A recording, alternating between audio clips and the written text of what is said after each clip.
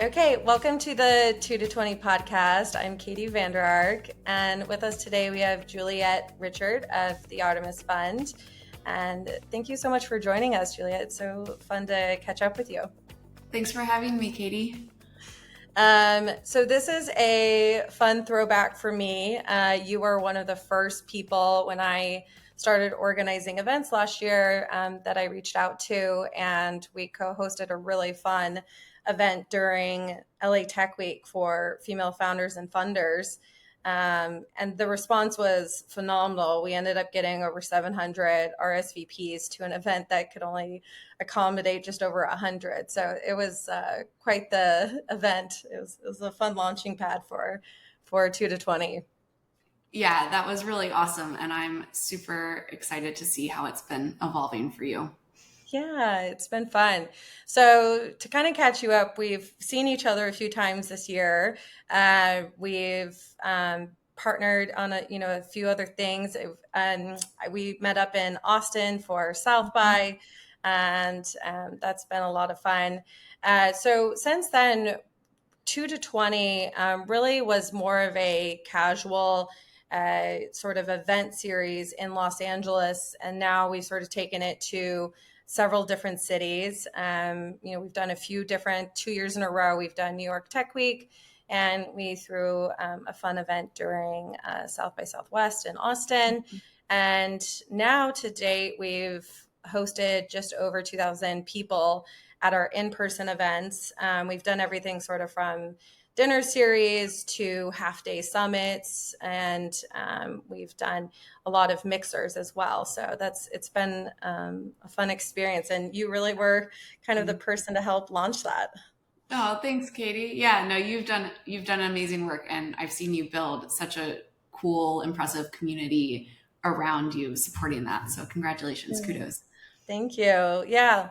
Well, thank you. I really appreciate it. I mean, that's been a big part of what I have found. The reason it really came, the idea came out of me launching my own company.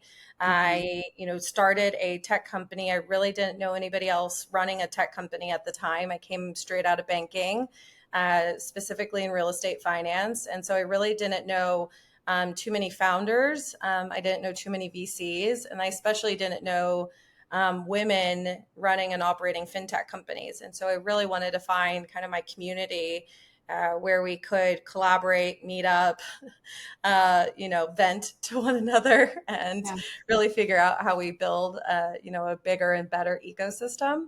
And so you've been such a great partner to so many founders in this space. I wanted to kind of dive into a little bit of maybe we'll start with like your background and how you got to the Artemis Fund.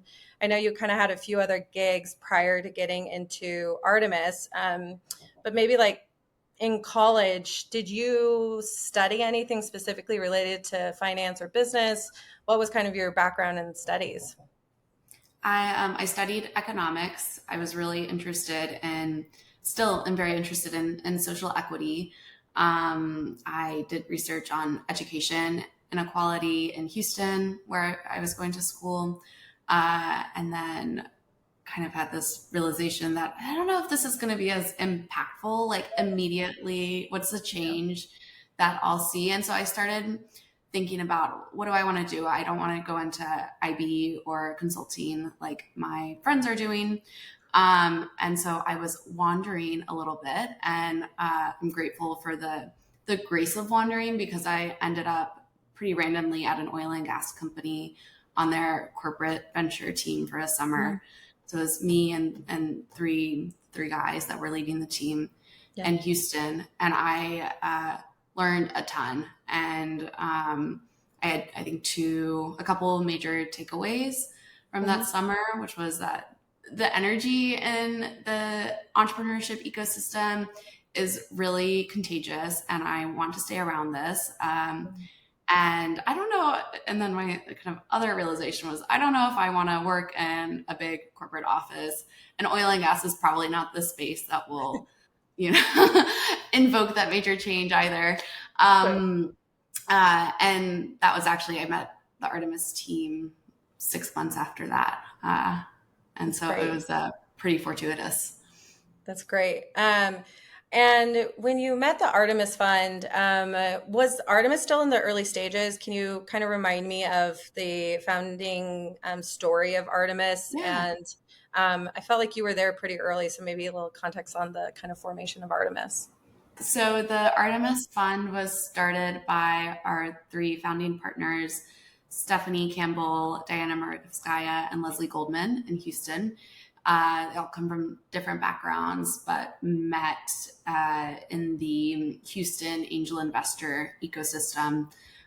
They were probably the only three women in the room during these angel community meetings. And so there was a blatant lack of women investing in startups and a blatant lack of, I think, not just women coming through the pipeline, but especially women getting investment. And this was in 2019-ish. So around the time when I think that people were becoming a little more aware of not just the disparity, but also the outperformance that female founders and diverse teams have when they do get access to resources. So Stephanie, Diana, and Leslie started hosting these educational dinners for women about investing in like diversified asset classes, venture being one, which I think is just a beautiful echo also back to the community work that you're doing now. And so the seeds really started in that. And then they were like, why don't we raise a fund? And they did, and raised 15 million for Fund One. Wow. And I joined in 2020, so early on in the fundraise for Fund One, and got to be a part of that journey. That's so exciting. Why is backing women a smart investment decision? Mm-hmm. Do you guys have kind of a thought around why you guys have an entire firm based around investing in women? Yeah, totally. I think that a massive part of it for us is that with this very clear intention and thesis, we get deal flow that other people have a harder time finding. And so we attract incredible female founders because we say that's explicitly what we do. And so I think that gives us a really competitive advantage when you're looking at a firm to firm level, and has definitely helped us in some negotiations getting onto competitive cap tables. So I think from an LP perspective, that's really compelling. And then from a VC to startup perspective, like I said, there is just so much data on how female teams with female founders or female executives outperform. They hire more diverse teams and they return capital, I think, a year or two faster on average than teams without women executives. So financially, it makes a lot of sense. And hopefully one day, funds like ours don't have to exist because there is parity. And all sectors, right? Exactly. Yes. And then we can find our new niche, the best thing the thing we're best at, closest to that. Mm-hmm. That's kind of the whole motto around 2 to 20. I don't want to have to necessarily start an organization specifically aimed at financing or allocating capital towards female-backed companies. I wouldn't have to do it if it was such a small portion of the industry, right? If we could actually think about how capital is shifting naturally towards female-founded or co-founded businesses. That's the dream. Yeah, totally. Regarding Artemis, what are the areas of investment that you guys focus on? So we invest in seed stage companies across fintech, commerce tech, and care tech. Happy to dive in deeper to any of those. That'd be helpful. Yeah, especially around care tech. I feel like that is sort of an evolving space. Do you have kind of a few examples of like recent investments in that space? Yeah, totally. One from our first fund, an older investment, is this great company called Hop Skip Drive that is Uber for children. And they started as a direct-to-consumer solution and are now a service that school districts use to augment the bus driver shortage. And I can talk about some of the sectors we're kind of excited about that I'm Please. seeing. That'd be great. So a big part of our care economy thesis is not just the actual administration of the care, but the relieving the burden it places on working parents. And you'll see largely women leaving the workforce either to care for a new child or an aging adult. And this leads to all sorts of compounding effects when it comes to wealth and income disparities between men and women. And so there's that angle to the care thesis, is keeping working parents in the workforce even when they have, kind of care events that need, support or attention quickly. We have been looking at a couple of on-demand childcare solutions in the workforce, or for that employers will provide to their employees. So if you're a nurse at the hospital and your nanny cancels, instead of you not being able to go to work, you would bring your child with you, and your employer would have on-demand spot care for you. We've I also love that. seen, Yeah. yeah, That's exciting. I feel like there's so much about the stress of even just thinking about going back to work after having children is 100% like childcare. How are we gonna, both of us, go back to work and figure yeah, out life with two working parents? That yeah, is one of the biggest, yeah, issues yeah. for new parents. That's great. I can continue talking about care solutions if you like, Sure. but I don't want to ramble. But let's talk about maybe some. What are some of the fintech solutions that you're excited about this year? We just made a great investment into a company called Roll Credits. That's an expense and payroll management solution for film and entertainment. Which is a massive industry on its Yeah. own, and is also reflective of our growing interest in verticalized fintech solutions. You see the rise of great companies like Ramp and Brex, and yet still some industries like film with different needs are being left behind. Um, Using very timely, expensive manual processes. And there are a ton of other industries like that. And so we're diving into vertical SaaS as a theme as well with that fintech Yeah. component. I love vertical SaaS, based on Yes. my background. Yes. This is sort of how my brain works, is thinking about how do we condense sort of all of our operating cost and solutions. So I love that. What are some of the things that you would maybe recommend for a founder? Like, what are some of the basic tips, maybe even before they come to you to pitch? Obviously, if you're pitching for a seed round, we presume that you've raised capital before. And maybe what are some of the things that you're wanting to see when they come to you for seed round financing? Yeah, totally. I think that it can be difficult to be prescriptive at the seed stage because It's different. firms look for so many different things. The range is really wide. So I think the number one best practice across the board that comes to mind is know how much you need to raise and what you will do with that money, and how does that impact your ability to generate revenue or whatever your KPI is. And your lead investor may end up having an opinion too, and maybe you end up raising more or less, but coming in with a strong understanding of what do I need, what am I willing to give away for that, and what will that produce in the long term is really key, and something that I think a lot of founders don't think about as thoughtfully as is needed, because it's a big commitment, and Big chunk, yeah, of the company it's at a that big round. yeah. So we're investing early stage, but we still like to see product and market and revenue generating. We don't expect sales cycle and go to market to be totally proven out and repeatable, but we want to know that there's a strong thesis about how that scales, and I'm saying about clarity of use of funds. What changes once you have $3 million in the bank? And what data do you have to inform like how much conversion that will lead to? How many dollars will that give you in revenue? So those are kind of the key points that we look at from a readiness perspective.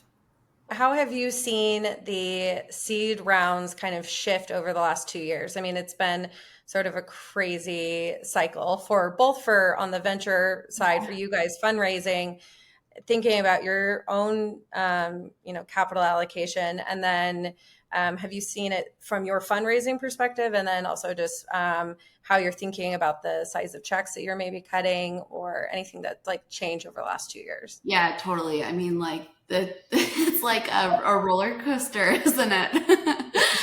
Truly. um, I, I mean, I think it's interesting from like a diverse or like underinvested in and women founder scope to start, because I don't think that you see quite as large of the fluctuations, especially in hype markets because of, bias and access and all these sorts of things.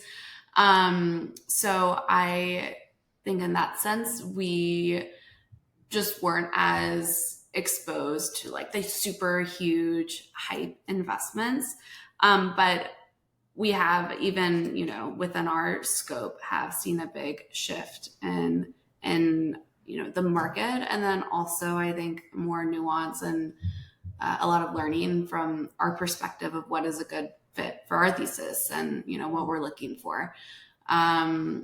So I think seed rounds have maintained inflated valuations compared to like 2019, but we're still seeing, and I think that's because of the large supply of capital that's still in the market from those hype cycles where there was just so much money flowing into funds. So there's a lot of dry powder, and you saw larger funds moving down market or up market to the early stage investments. So I think we're still seeing some of the effects of that, even though we're seeing so much compression at the Series A level and beyond. I know for us, I am also like from like a kind of VC cohort peer level. I know a lot of seed stage and early stage investors are like us, looking for product and market revenue. They want more certainty than they may have been comfortable with, 2 years ago. Yeah, I can keep. I feel like I could talk about this forever, but if there's any piece of that, that's No, that's super helpful. How have you seen AI affect any of your investment thesis? I feel like it's sort of both like a blanket term at this point. And how much are you considering that when you're thinking about all of these different investment areas, and how yeah, it's affecting kind of the business model? And does that matter for kind of your early stage investments? totally. We're not investors in like AI models or the foundations and tooling, like the picks and shovels of AI. That's not where our expertise is. And at the same time, I think AI will impact every business, and it should be a tool that every founder is thinking about using. Um, yes, I think like every company is starting to have some sort of payments integration, and every company should be thinking about how to leverage AI to make you more effective and quicker and hopefully cheaper and better. And at the same time, I think founders should understand that AI is not going to be the thing that differentiates them from their funding competitors. So that's a little bit about how we're thinking about it. I know you get a ton of submissions every month, kind of cold email pitches to you. Is there something recently that you've received in a pitch or that a founder has done that stood out to you when reviewing their submission that made you want to give it a second glance? Totally. I look at all the emails that come through my inbox and I will say the things that stand out from a negative perspective is when a founder emails and it's so blatantly obvious that you are one on an automated email campaign. That is just like immediately like, no, unless it is a very good fit. What does stand out and makes a compelling email is like, hi, I'm so and so. This is what I'm doing. This is why I think I'm a good fit for the Artemis thesis. And I would say, this is how much I'm raising. Make sure it's clear what your company does, and traction if relevant. And then that's normally enough for a quick yes or no. And if I can tell the founder's been, a little, I understand it's a lot of outreach, but like just a little thoughtful, then I will respond with a sorry, not a fit, if it's not a fit. And, Yeah. hopefully that's valuable. Yeah, no, that's good. As an investor, do you consider like continued learning? And how are you personally like staying on top of all of the different trends that are happening and across all the different investment thesis that you have? How are you thinking about kind of staying up to date with everything that's coming out? Totally. On a more like fund skill side, I'm doing kind of self-driven modeling courses, like financial modeling courses. So definitely yes to the ongoing education. On the trend side, this has been one that I am thinking about a lot recently. I think, do a really good job as a team of sharing news and learnings from co-investor or deal flow calls. So there's a pretty strong knowledge sharing within our team. And then I am working on building out a thesis in commerce enablement. So starting with supply chain and logistics, which is a really big space, very broad, impacts a lot of industries. And so my challenge has been, how do I tackle a really big research project, something new? And so it's been a process of narrowing it down, trying to figure out the right questions and who do I talk to? And I think that for associate and principal level people at funds, that's one of the most important skills that you can build, is building that network of experts to diligence, companies with people who are smarter than you about something. So that's what I've been working on. That's great. This all sounds super, super helpful. One of the other things I was wondering about mentorship. So what I wanted to talk about was mentorship. Did you have a mentor especially when you were starting earlier in your career, that maybe advised you that venture capital or investing might be an interesting career? I know you said you kind of stumbled into it starting in oil and gas, but was there anybody that was sort of guiding you? And then now, do you have anybody now that you work with kind of on like career growth or trajectory? I have I had a mentor in college who was just more of a general life mentor, and we've become very good friends. And we still chat normally monthly. And she is entirely outside of finance, startups. It's not, she works in academia. And I think it is really helpful to have the perspective from someone in an entirely different field, just to ground the problems and dynamics that, I'm either really enjoying or struggling with. And so that's been an incredibly meaningful relationship to me in career and life growth. Yeah. Great. And then today at work, I consider myself really lucky to have the colleagues that I have now, Stephanie and Diana, who are the GPs at Artemis, are just incredible individuals and so smart and thoughtful. And they put a lot of work into my, development, and just being around them, learning how they think, has been a really yeah, really incredible You, journey. you definitely hit the jackpot there. They're Yeah. both amazing, super smart women. It would be great to be surrounded by them all the time. Yeah. I'd love to know a little bit your thoughts on breaking into venture. Do you have any advice for kind of young women that are maybe still in school or earlier in their careers looking to break into venture? Yeah, absolutely. I think two key pieces of advice. One, it's a very relationship driven industry, and I would talk to as many people as you can.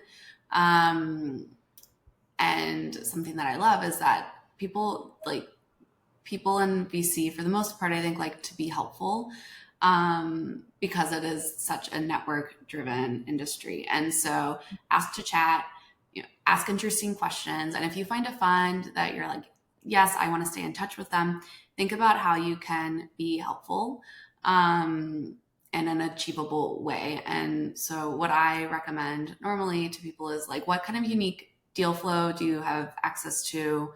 Or, maybe you're just reading the news and see a company and think, this would be really interesting for XYZ fund.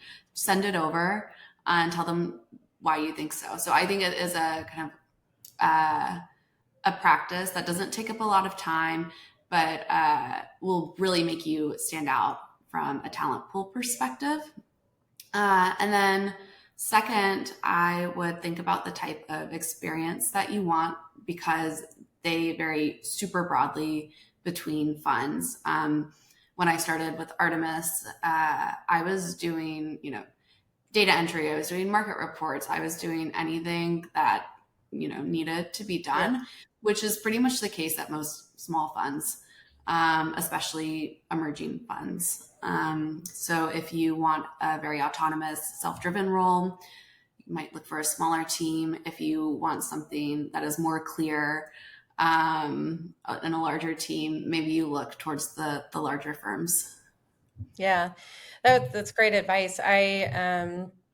One of the things too I thought about was yeah, how you wanted to spend your days. Kind of that was kind of the early advice I got was Yeah. when you're working at a venture fund that does maybe a studio model, accelerator, early pre-seed or seed, you're going to be a bit more active. You might be a bit more hands-on. You might actually be doing a bit more advising earlier in your career. Whereas if you go into growth stage, for instance, you're going to probably some of those things you might not be as like active and like hands-on working with the Right. founders.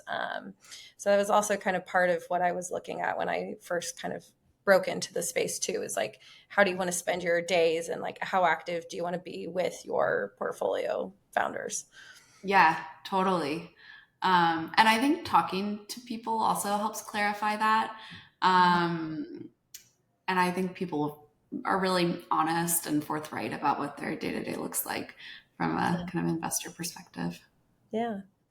Is there anything else that you're excited about for the rest of 2024? Are there any like trends that you're interested in, companies you're watching, just anything in the tech space that you're having fun kind of following? Yeah, totally. I am really excited about inventory management and return solutions. I've been seeing a lot on the branded resale marketplaces. I've been seeing some clothing repair and longevity plays. Return fraud prevention, I think, is going to continue to Uh, be massive, as this is something brands and retailers continue to struggle with. And then getting rid of old inventory. How can we do that in a way that generates revenue? Um, so those are kind of my key markets for the next 6 months. I love it. Well, I can't wait to catch up with you towards the end of the year. Hopefully, see you at LA Tech Week and then Yes. beyond. But I'm so excited to be back online with you. It's so fun. And I know from a female founder perspective, I've been lucky enough to kind of be in your orbit. So it's been wonderful to kind of work alongside you and learn from you too. Oh, well, thanks so much for having me, Katie.